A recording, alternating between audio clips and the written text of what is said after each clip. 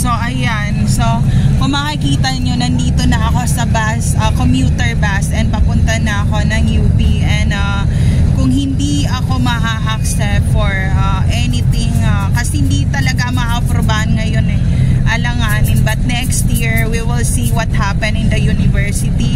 And also kailangan ko nang bumalik na naman ng ibang bansa. So kailangan ko bumalik ng ibang bansa, iisipin ko pa yung pamasahe ko. And di ba nanakawan na ako, so ang laki nung very tight yung budget, and ang daming leak or ang daming butas ng gastos ko talaga for simula ng nakalipat kami dito sa may Tres Terraces Condo, Lagro, Fairview, Manila, Philippines, Quezon City. But no matter what happened for the leak of the budget that happening to me right now, kaya ko pa naman mag-move on. So ayun, so dahil doon sa lugar na yon, because there's a war, ganyan, may gera, ang Delta Jet lang ang option. So ang Delta Jet ay meron lang 20 person na pwedeng sumakay sa Delta Jet. Hindi pwedeng madami kasi maliit yung eroplano,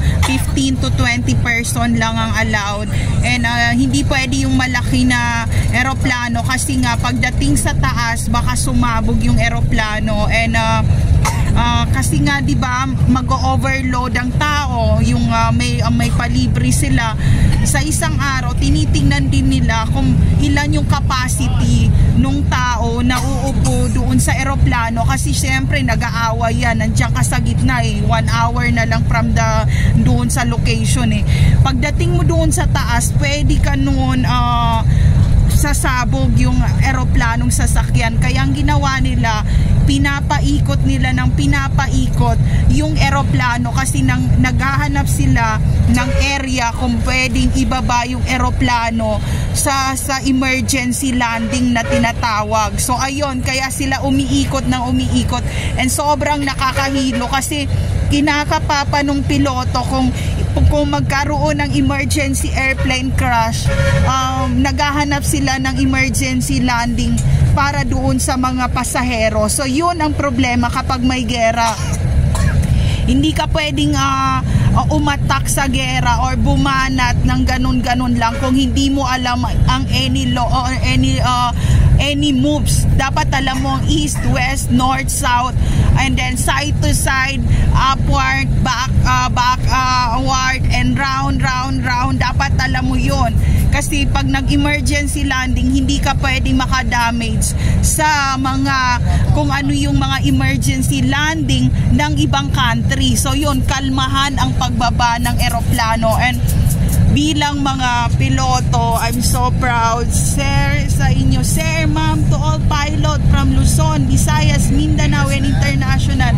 Hindi ganun kadali mag-monitor ng mga airplanes and also mga jet, Delta, ganyan. So, yung nasakyan ko nung papunta dito na Davao to Manila na jet na ano talaga, na Cebu Pacific, kaya napamahal jet pala na Cebu Pacific yon. Maliit lang siya sa personal, ang ganda ng loob nun, and also may mga personnel din sa loob.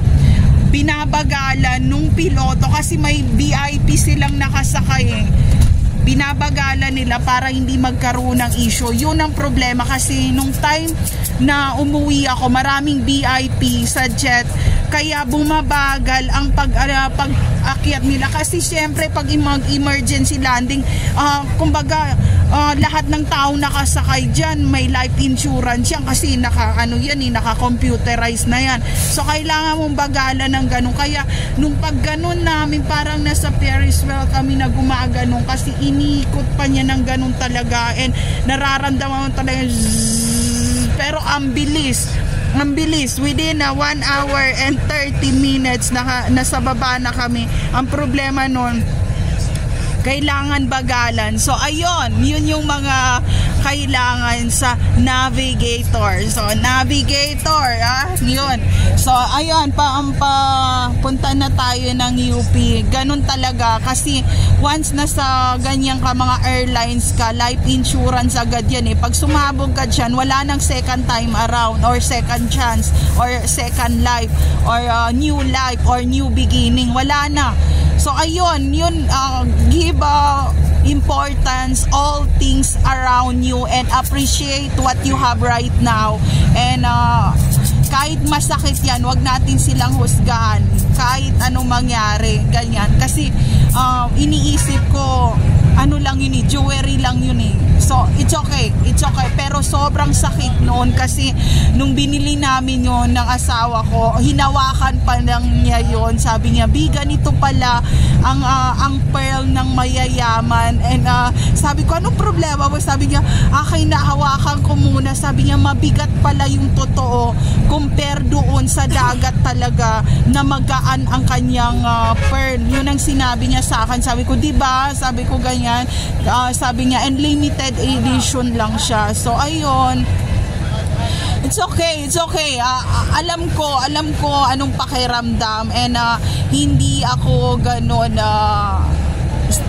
sobrang nababaliw sa lahat ng gamit or lagi kong sinasabi kasi kahit nung bago pa kami ng asawa ko, pag may mga nanghingi na mga konting mga ganyan-ganyan na problema, pupuntahan pa namin yon. And sinasabi niya sa akin na, "Bi, tama na, sobrang bait mo na, marami kang nabigyan pero wala pang nabalik sa'yo." Sabi ko, "Ayan mo na kasi malay mo doble-doble pang darating." Kaya yung mga times na nawala or naubos lahat yung mga pinaghirapan namin, hinagis niya yung upuan and nanginig siya and sabi niya, "Ayoko na magtrabaho." And sinabi ko sa kanya, "Bi, tumayo ka dyan kasi pag makita ka ng mga tao na gusto kang gawa ng masama, lalo sila masisiyahan at tatawa kapag nakita nilang nakalukmok ka or nandiyan ka sa sahig na hindi ka gagalaw." And sabi niya, "It's done kasi nga sobra na." Sabi niya, "I start mid-20s pa, ganyan-ganyan." Sabi ko, kaya mo yan, kaya natin to." And dumating na sa point na ako na yung nag-grocery, ganyan-ganyan. Sabi ko ako na mag-aambag. Sabi niya, "Nakakahiya." And sabi ko, "Hindi, okay lang."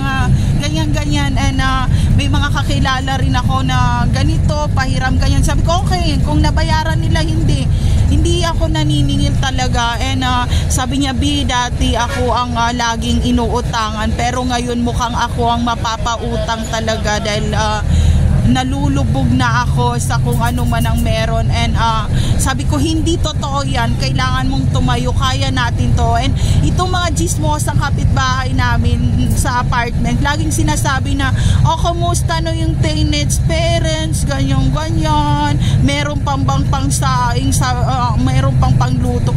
And then nagdala pa sila ng gulay talaga. And then yung asawa ko, sabi ko, kasi yun yung time na na kami, nasa down na kami, nakikishare kami, wala na talaga, ultimo panggas niya talaga nung time na yun, walang-wala na.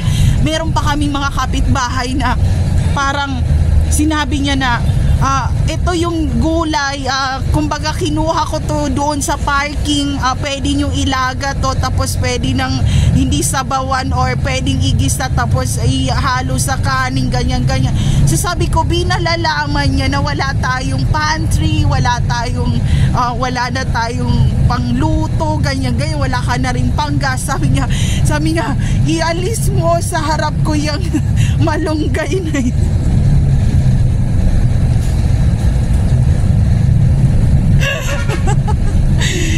Sabi niya, "Di, itapon mo yung malunggay, itapon mo." Kasi nga parang naano siya. Sabi ko, "Hindi, lulutuin ko."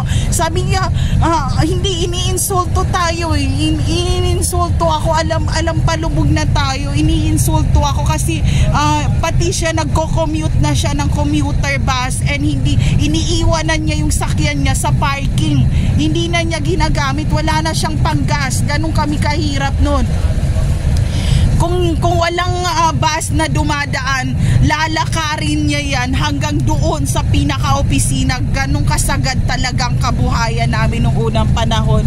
And then sinabi ko sa kanya, sabi, kasi nakikita nung mga katrabaho niya, sabi niya, sa opisina kayo pero nagko-commuter bus kayo, ganyan, tapos overloaded na yung bus, halos bumaliktad na sa dami ng pasahero, naggaganon siya.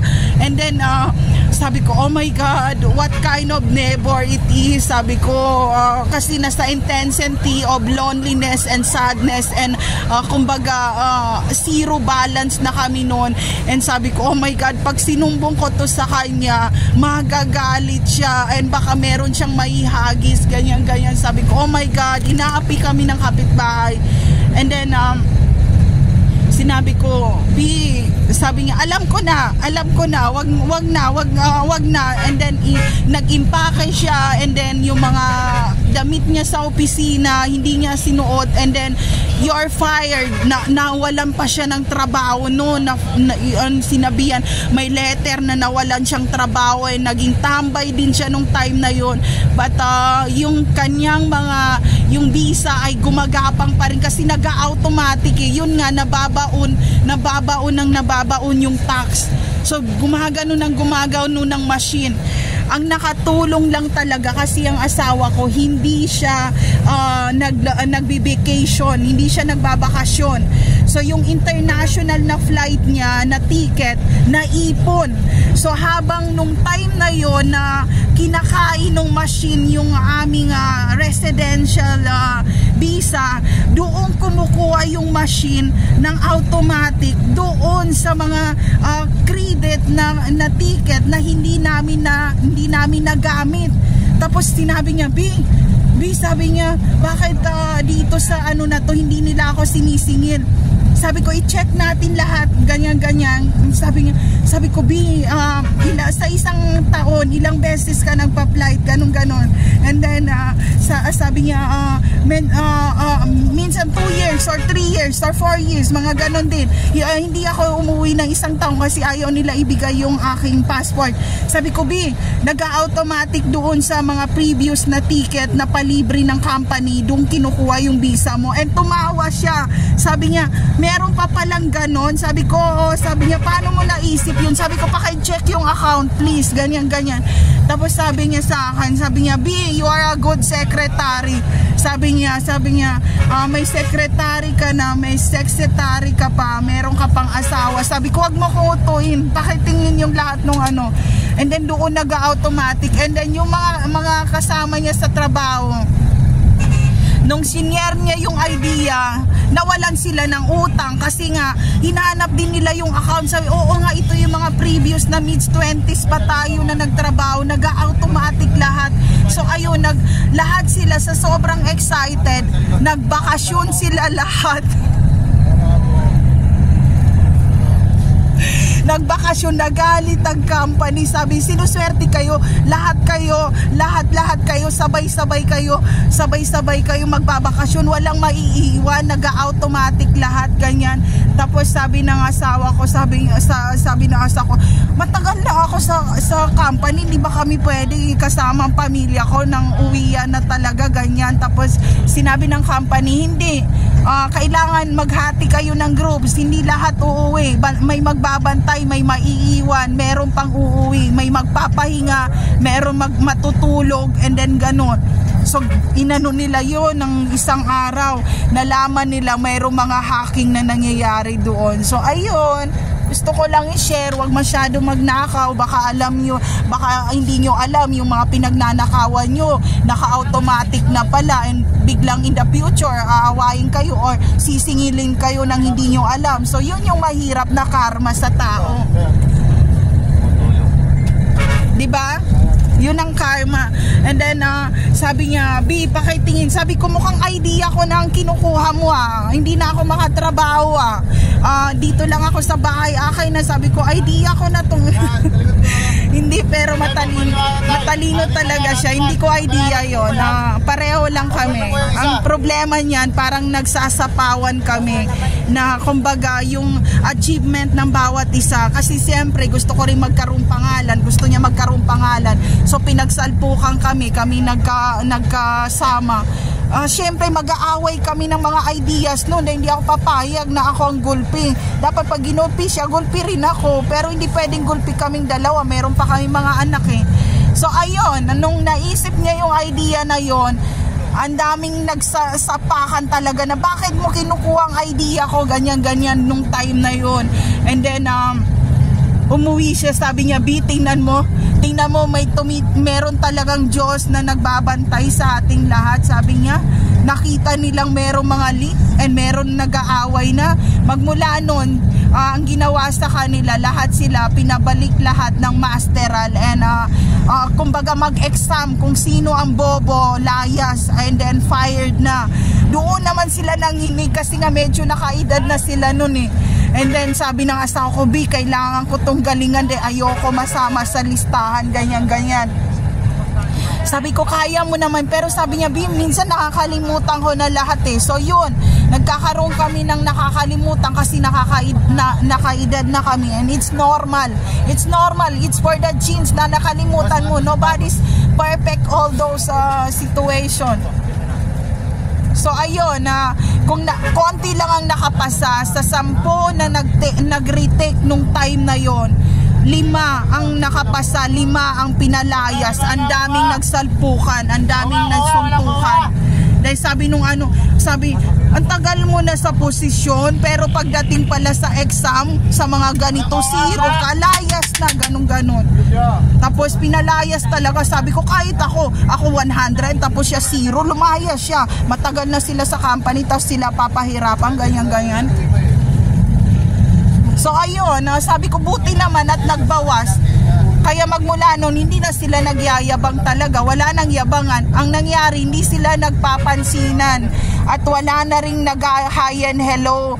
Wala na rin nagbibiruan. Wala na rin, lahat seryoso na lahat. Dahil pag pinundot nila yung bus talaga, nag-automatic. And sabi niya, B, namimiss ko yung naghaharutang kami dito na nagsisigawan na ang bobo ni ganito, ang bobo ni ganyan. Pero hindi bobo na as in iniinsulto. Yung parang hi, hello, take a break muna, ganyan-ganyan. So namimiss nila yon. And sabi nung sa tingin mo ba pag mawalan ako na posisyon sa dami ng mga pamilya ko, sa mga anak ko ngayon at magkakapo ako, sa tingin mo maka-hi and hello pa ako, ganyan-ganyan. Tapos nag-aaway na sila and it's common. And parang nung time na yon, bago itong COVID na to, nakakalungkot, diba? Makita mo yung katrabaho mo, nandyan ang upuan, tapos wala na siya dahil patay na siya. And habang tinatype mo, habang nasa opisina ka, diba ang sakit nun, umiyak. Kung umiyak ang asawa ko, umiyak siya. Sabi niya, nakakalungkot pala pag walang kalaban.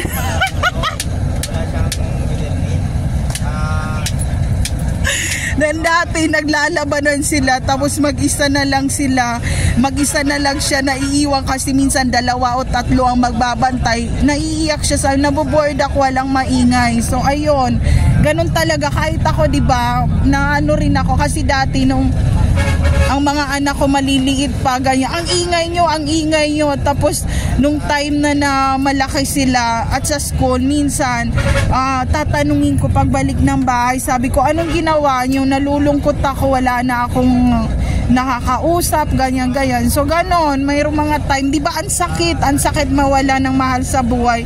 Hindi lang mahal sa buhay, pati yung mga katrabaho o mga malapit sa'yo. Ang sakit talagang mawala ng mga taong nakakakilala sa'yo. So ayun, nalulungkot lang ako. So ito, malapit na ako sa Quezon City Circle. Ayan. So ito yung view dito.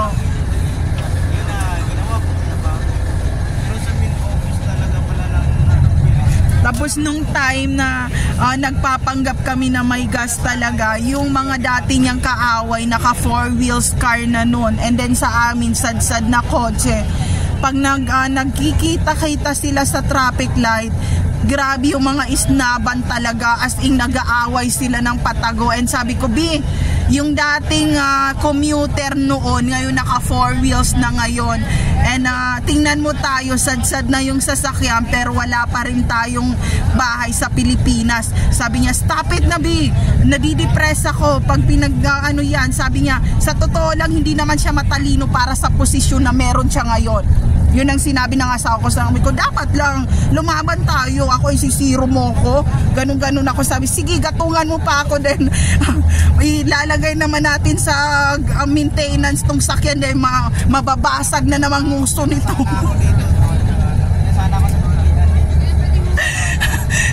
Kaya nung nasadsad yung mga 4 wheels nila, sabi ng asawa ko, ipaayos nyo ito mga kailangan, sabi, ang daming ipaayos. Sabi nung asawa ko, ganyan kadami ang trabaho ko nung 20s pa ako sa lugar na to. Parang bumabawi siya. So yun, bawian tayong lahat. Huwag ako, ang sakit talaga pag ako, ang sakit. Naka-Luzon, Visayas, Mindanao and international na ako, ang sakit mo bumawi sa akin. Sige lang. So sige lang.